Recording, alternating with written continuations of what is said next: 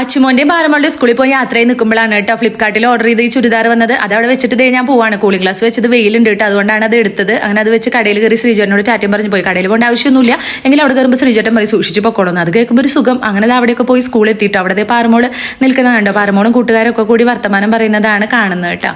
അപ്പോൾ ദേ അവളുടെ ഒപ്പിടലൊക്കെ കഴിഞ്ഞ് അച്ചുമോന്റെ ക്ലാസ്സിലേക്ക് പോയി. അച്ചുമോൻ ഡാൻസ് പ്രാക്ടീസ് ആയിരുന്നു, അതാണ് ഈ വേഷം കേട്ടോ. ഭയങ്കര ക്ഷീണം കാണാൻ മുഖത്ത്. അങ്ങനെ പാറമോളും ഇരിക്കുന്നുണ്ട് എൻ്റെ കൂടെ. കുറച്ച് കഴിഞ്ഞപ്പോൾ പാറുവിന് ഭയങ്കര വിശപ്പ്. അപ്പോൾ പാറുവിൻ്റെ സ്നാക്സ് ബോക്സ് എടുത്ത് നോക്കിയപ്പോൾ അതിൽ കായ വറുത്തതുണ്ടായിരുന്നു, അതെടുത്ത് കഴിക്കുകയാണ് കേട്ടോ.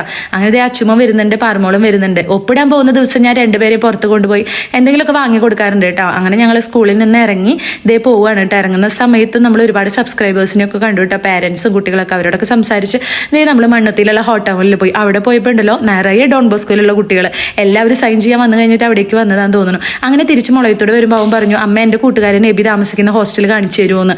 അപ്പം ഞാൻ പറഞ്ഞു കാണിച്ചു തരാമെന്ന്, കാരണം എൻ്റെ നാടാണല്ലോ മുളയും. അങ്ങനെ അത് കാണിച്ചു കൊടുത്ത അച്ചുമോൻ പറഞ്ഞു ഇവിടെ നല്ല ഭംഗിയുണ്ടല്ലോ അമ്മേന്ന്. അപ്പം ഞാൻ പറഞ്ഞു ഇവിടെ ഒരു അമ്പലം ഉണ്ട് അച്ചുമോനെ, തേവരുടെ അമ്പലം എന്നാ പറയാന്ന്. അപ്പം ഞാൻ അതും കൂടി കാണിച്ചു കൊടുത്തു കേട്ടോ.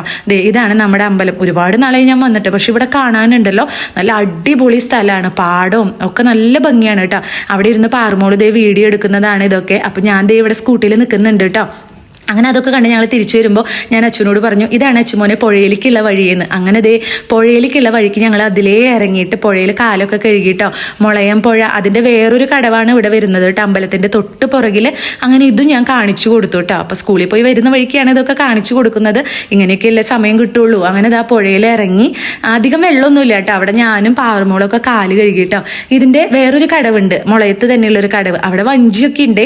ഇവിടെ പിന്നെ വഞ്ചിയൊന്നുമില്ല, എങ്കിലും നല്ല ഭംഗിയാണ് ഈ സ്ഥലങ്ങളൊക്കെ കാണാൻ. അവിടെ നിന്ന് കുറേ വീഡിയോ ഒക്കെ എടുത്ത് ഞാൻ കയറി പോന്നു കേട്ടോ. ഞാൻ വേഗം വരാൻ പറയാണ് അച്ചുമോനോട്, പോവണ്ടേ നമുക്ക്, പിന്നെ സന്ധ്യാസമയമല്ലേ ഇവിടെ ഒറ്റയ്ക്ക് നിൽക്കണ്ടെന്ന് പറഞ്ഞു. ഇവിടെയൊക്കെ ചളി കണ്ടോ, ഇവിടെയൊക്കെ വെള്ളം ഉണ്ടായിരുന്നു കേട്ടോ. അങ്ങനെ വീട്ടിലേക്ക് വന്നതിന് ശേഷം നമുക്ക് ഫ്ലിപ്കാർട്ടിൽ നിന്ന് വന്ന ചുരിദാർ ഞാനൊന്ന് ഇട്ട് നോക്കിയിട്ടോ.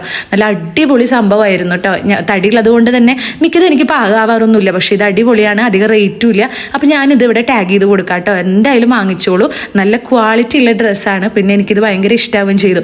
ഒന്ന് ഷേപ്പ് ചെയ്തെടുക്കാനുണ്ട്, അപ്പം ഞാൻ അതൊന്ന് ഇട്ടിട്ട് വീഡിയോ എടുത്ത് നോക്കുന്നതാണ് കേട്ടോ. കണ്ടോ, ഇതിൻ്റെ നെക്കിലെ വർക്കൊക്കെ എനിക്ക് ഇഷ്ടമായി. അപ്പോൾ എല്ലാവരും ഇതൊന്ന് വാങ്ങിച്ചോളൂ കേട്ടോ.